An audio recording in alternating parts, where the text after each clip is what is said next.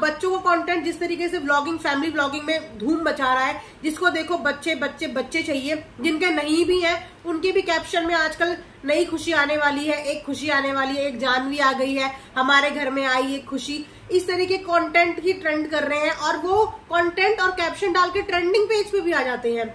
तो वहां पे ये जो छोटी उम्र के बच्चे हैं, ये इन्हीं बड़े बड़े व्लॉगर्स को देख के, सीख के नए नए कंटेंट, वो लोग तो सिर्फ कंटेंट क्रिएट करते हैं, ये तो मैन्युफैक्चर भी कर देते हैं, क्योंकि छोटे हैं ना, तो छोटे दिमाग में जितनी बात समझ में आती है सिर्फ उतना ही करते हैं।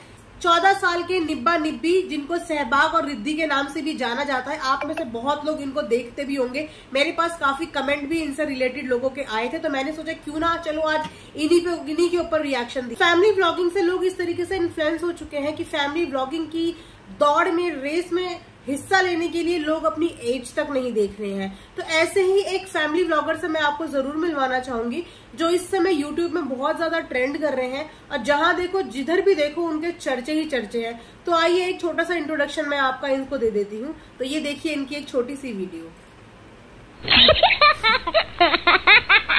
सो ये है हमारे YouTube के सबसे छोटे फैमिली व्लॉगर, जिनकी एज कुछ ज्यादा नहीं है, जिनकी एज है 14 से 15 साल। तो इनको YouTube का सबसे छोटा निब्बा निब्बी का टैग भी मिला है। बात सिर्फ यहीं पे खत्म नहीं होती है।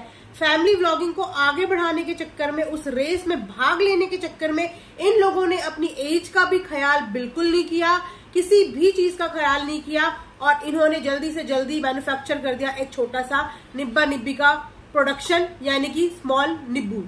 तो निब्बू भी इन्होंने प्रोड्यूस कर दिया है। उस निब्बू से भी मैं आपको मिलवाती हूँ। ऐसा कैसे हो सकता है, जब निब्बा निब्बी से आप मिल गए हो तो एक छोटे से निब्बू से भी मिल लो। तो ये है निब्बू की कुछ वीडियोस। Oh my God! तो निब्बू के पापा खुद भी निब्बू जैसे ही हैं, लेकिन निब्बू को सर्कस के जोकर की तरह हाथ पे रख के पता नहीं क्या करवाना चाह रहे हैं। खिलौना समझ के बच्चा इन्होंने प्रोड्यूस तो कर दिया है, लेकिन उस बच्चे को पालना कैसे है वो इन लोगों को बिल्कुल भी समझ में नहीं आ रहा है।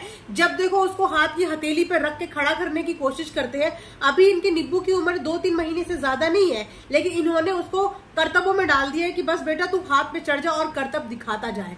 तो ये सीख इन्फ्लुएंसर्स के थ्रू लोगों को मिल रही है कि छोटी छोटी उम्र के लोग इस तरीके से इस जाल में फंस रहे हैं, इस तरीके से फैमिली व्लॉगिंग के चक्कर में पड़ रहे हैं कि अपनी उम्र से पहले ही शादी कर ले रहे हैं और अपनी उम्र से पहले ही बच्चा भी पैदा कर ले रहे हैं। जब उनके खुद खिलौना खेलने की उम्र है, उस टाइम पे वो खिलौना पैदा कर रहे हैं और वाकई में पैदा तो कर रहे हैं, पर खिलौना बना के उसके साथ खेल ही रहे हैं। और अब कई बार ये लोग बार बार अपना सेकंड प्रेगनेंसी का कंटेंट भी लेके आते हैं। तो यानी कि अगर इनके पास ये कंटेंट खत्म हो गया तो वो दिन बहुत दूर नहीं है जब एक सेकंड प्रेगनेंसी के साथ एक छोटा सा निब्बू और लेके आएंगे। बड़ी उम्र के निब्बा निब्बी तक तो ठीक था यार, पर ये छोटे छोटे से बच्चे आके यूट्यूब में कर क्या रहे हैं मुझे तो समझ में नहीं आता। और इनका देखा देखी अब कई सारे ग्रोइंग क्रिएटर्स आ गए जिनकी उम्र 14 से 15 साल है, शादी कर करके कंटेंट क्रिएट कर रहे हैं। वो तो ये थोड़ा हाईलाइटेड है तो मैंने इन पे रिएक्शन दे दी, लेकिन अगर मैं सर्च करने पे आऊं ना तो अभी भी कम से कम 5 से 6 ऐसे लोग हैं जो इतनी छोटी छोटी उम्र में है और शादी करके, बच्चे पैदा करके फैमिली कंटेंट का हिस्सा बने हुए हैं और फैमिली व्लॉगिंग दिखा रहे हैं दुनिया को। अपनी फैमिली व्लॉगिंग के नाम पे कुछ भी मार्केट में डाल दो, लोग तो देखेंगे ही और लोग तो खुश होंगे ही। पता नहीं वो कौन से लोग होते हैं जो इन लोगों के चैनल को सब्सक्राइब भी करते हैं और इनको आगे बढ़ने के लिए मोटिवेट भी करते हैं। अगर आप इनके व्लॉग देखोगे ना तो रिद्धि पिद्धि की प्रेगनेंसी जर्नी इतनी डिफिकल्ट थी ना कि इसे देख के मन में इतना रोना आता था कि यार ये कर क्या रहे हैं।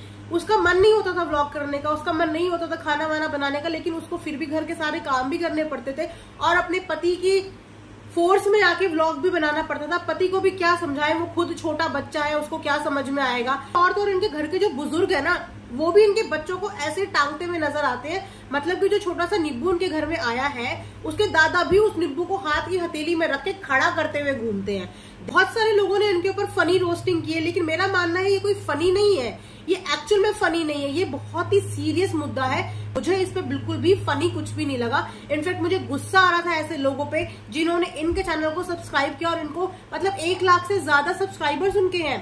मैं ये नहीं कहती कि आप किसी को सब्सक्राइब मत करो, मैंने आज तक नहीं कहा, लेकिन अगर आप इनके कंटेंट को प्रोत्साहन ना देते, आप नहीं इनको आगे बढ़ाते, तो ये लोग इस चीज को छोड़ देते और इस चीज को यहीं पे स्टॉप कर देते। शायद हो सकता है ये अपना बच्चे वाला कंटेंट ना लेके आते, शायद हो सकता कि वो बच्ची इतनी छोटी सी उम्र में प्रेग्नेंट ना होती, ये लोग रुक जाते। लेकिन क्योंकि पब्लिक को पता नहीं क्या मजा आता है, क्या देखने में कितना अच्छा लगता है कि इनको देख देख के व्यूज देते हैं, व्यूज सामने वाले के अंदर और गंदगी करने की ना हिम्मत हो जाती है कि अगर मेरी ये गंद लोगों ने पसंद किया है तो मैं अगर नेक्स्ट लेवल का गंद दिखाऊंगा तो लोग और ज्यादा पसंद करेंगे। मुझे लगता है कि इस पे ऑडियंस को भी थोड़ा सा ध्यान देना चाहिए कि किस तरीके का कंटेंट आप देखें और किस तरीके का कंटेंट आप नहीं देखें।